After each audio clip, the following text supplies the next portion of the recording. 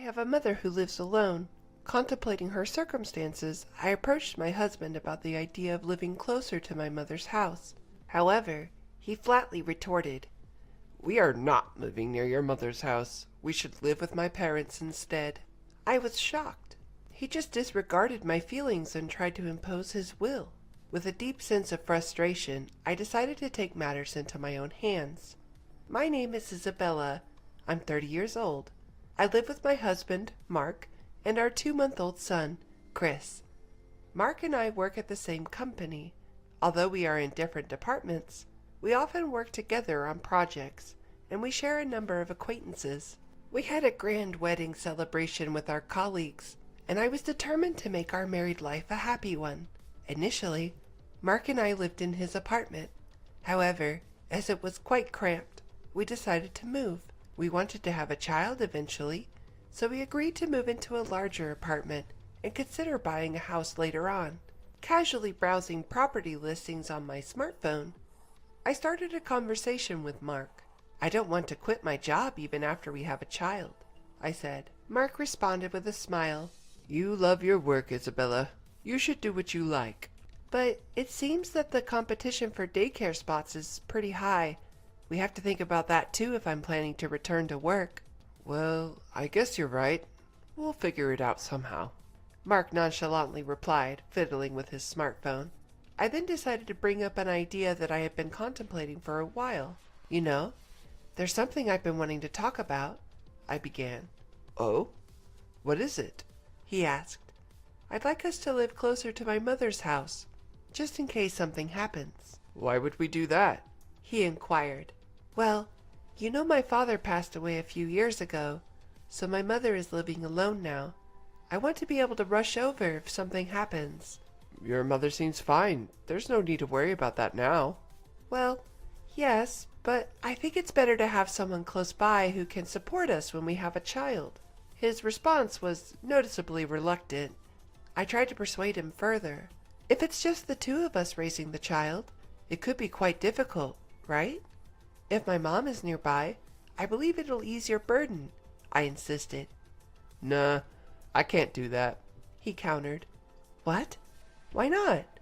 "Because if we live near her mom, we'll have to see her often. That would be stressful." "I understand your concern, but I promise I'll try my best not to burden you." "When we have a child, you won't be able to work for a while, which means we'll be living on my income alone, right? So why should I have to deal with the extra stress?" "Well," in response to my silence, he coldly stated, "We're not moving anywhere near your mother's house." "But," I protested. "After giving birth, you won't be able to contribute to the rent or the living expenses, right? Yet, you're the only one thinking about what's convenient for you. Don't you think that's a bit selfish?" Hold on, what kind of logic is that? Sure, I wouldn't be able to work for a few months after giving birth, but does he really need to be so negative about it? Don't you think we should try harder to cooperate as a married couple? My husband's actions didn't make any sense, and I felt that if I continued to speak up, things would not progress in a positive way. We're newlyweds. I don't want to quarrel at this point. Fine. I got it. Leaving these words behind, I left the room. I couldn't bear this atmosphere any longer. Eventually, I gave up on living near my mother's home and decided to settle in an area close to both of our workplaces. After moving, work and our marital relationship were going fairly well, and we were leading relatively peaceful days. One day, I found out I was pregnant. My work was going well, so I felt a little guilty, but my child was my top priority. Taking handovers into account, I worked up until the last possible moment before my family leave. Since I had more free time after starting my family leave, I started visiting my mother more often. My husband Mark was coming home past midnight almost every day due to overtime work. If things continued this way, I would undoubtedly have to single-handedly raise our child after giving birth. As it would be my first child, everything was new to me and I felt a lot of anxiety. One day, I was visiting my mother at home and I blurted out my real feelings to her. "Mom, I'm really looking forward to the baby coming, but I'm also very anxious." "What's wrong, Isabella? That's not like you. You have Mark, don't you?" Mark seems busy with work, and when I asked him to take care of our baby together after giving birth, he yelled at me, saying, "How can I, a man, do that?" As I explained, my voice trembled and my mother looked worried. I decided to express my feelings clearly to my mother. "Hey, Mom, can I come back here for a while after the baby is born?" "Well," my mother tilted her head and thought for a moment. "It's going to be tough at first, and it would be a bit of a hassle for me to commute to your place every day. I would be grateful if you could come over to our house, Isabella." "Really? Can I stay?" "Of course. I'd be happy to spend time with my grandchild, and nothing would make me happier than being able to support my daughter." "Thank you, Mom. I'll talk to Mark about it when I get home today." By revealing my anxiety to my mother, my heart felt significantly lighter. Right. I should talk to Mark properly. As a couple, we need to consider our child's future carefully. That night, I talked to Mark about the situation with my mother. However, his reaction was not what I was hoping for. What? Go back to your parents' house? You must be kidding. "I'm serious."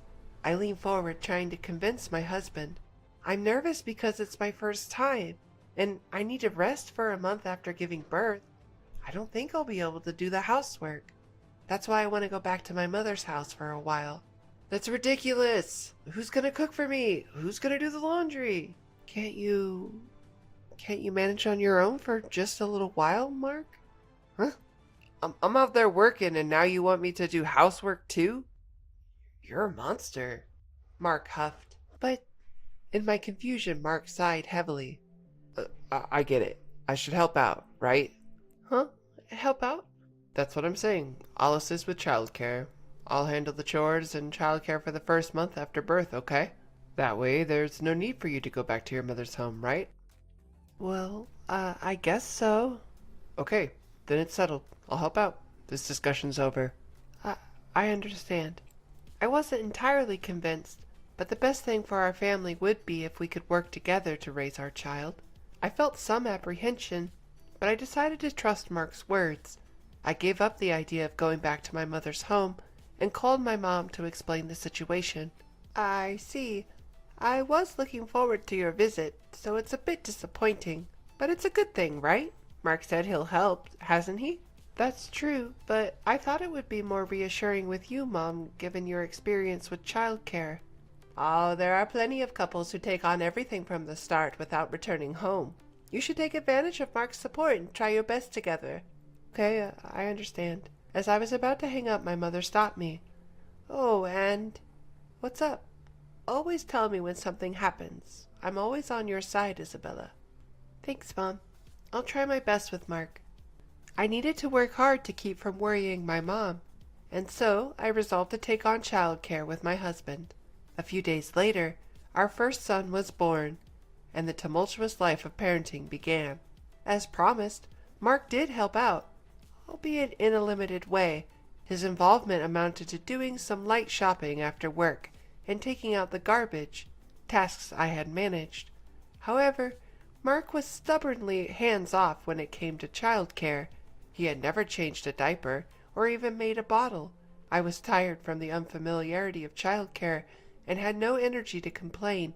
This kind of parenting life continued for about 2 months.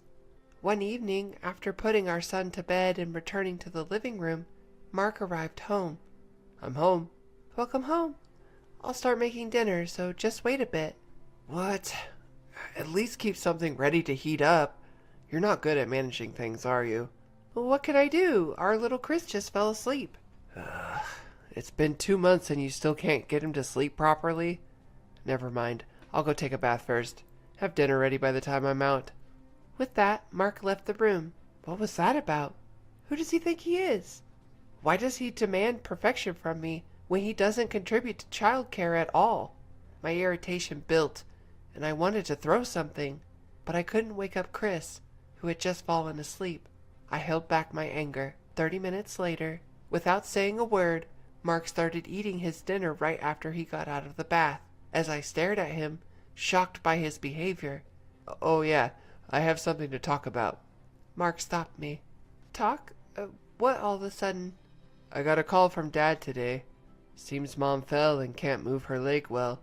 What? Your mother? According to my husband Mark, his mother had gone shopping with a neighborhood friend, had a dramatic fall, and was immediately taken to the hospital in an ambulance. Even after several hours, her leg isn't moving and the doctor diagnosed that she might need assistance going forward. I see. That's hard. Your father must be having a rough time. To be honest, I was more worried about my father-in-law than my mother-in-law. From the beginning, my mother-in-law did not like me. She was even cold to me at our marriage introduction. When I announced my pregnancy, "We don't need a girl, do we?" she was the type to say nonchalantly.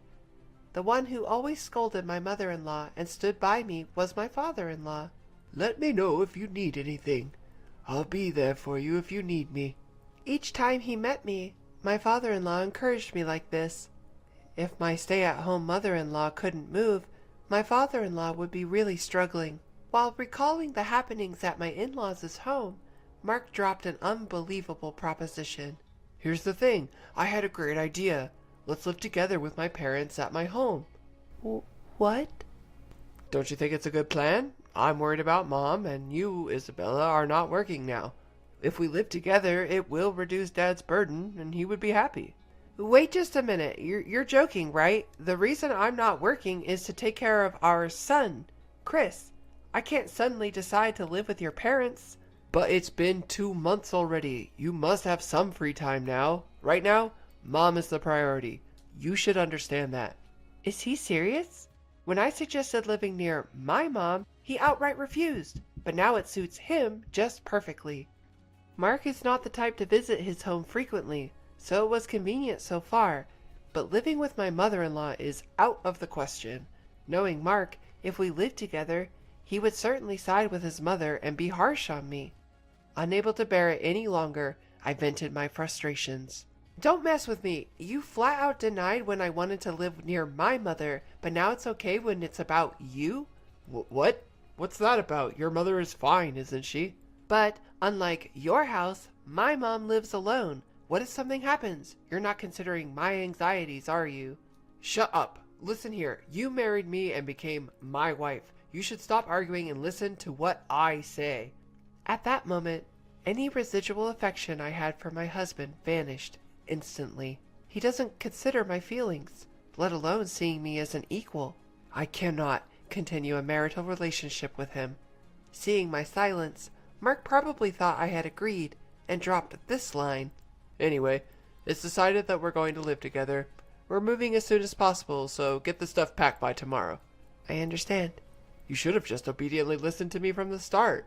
With that, Mark left for the bedroom without even clearing the dinner dishes.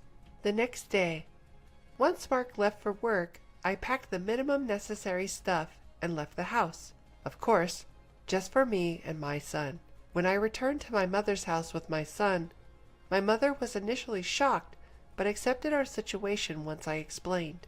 As he returned home from work, my husband, Mark, called after realizing that my son and I were not there. "Hey, where are you right now?" At my mother's place, Mark. "What? What the heck are you doing without my permission? Get back here right now." Well, our son's already asleep, and it's late. So no. Besides, I'm not planning on returning. "What the—" Mark yelled at me over the phone, something that was rare for me to oppose him. "Listen here, if you don't come back right now, we're getting a divorce. You got it?" A divorce? "That's right. Didn't I tell you? I'm moving to my parents' house. If we divorce now, you'll be jobless. That's gonna be a problem for you, huh?" I couldn't see his face, but I could tell from his tone of voice that he was smirking. To him, I responded coldly. I don't see that as a problem. "What?" I have no objections to the divorce. So please, send the divorce papers to the court. What are you saying? You're the one who's going to be in trouble if we get a divorce. Maybe he thought that if he provoked me with a blaming tone, I would listen to him. I was thoroughly disgusted by his naive thinking. If you want to move to your parents' house, go ahead. I won't. What? You think you could just do that? I don't need your permission. After all, we're getting a divorce. Why should I listen to what a stranger has to say? Who do you think you are talking like that? My patience with Mark, who still looked down on me, had reached its limit. Enough is enough. Who the hell do you think you are? How much more do you have to belittle someone before you're satisfied?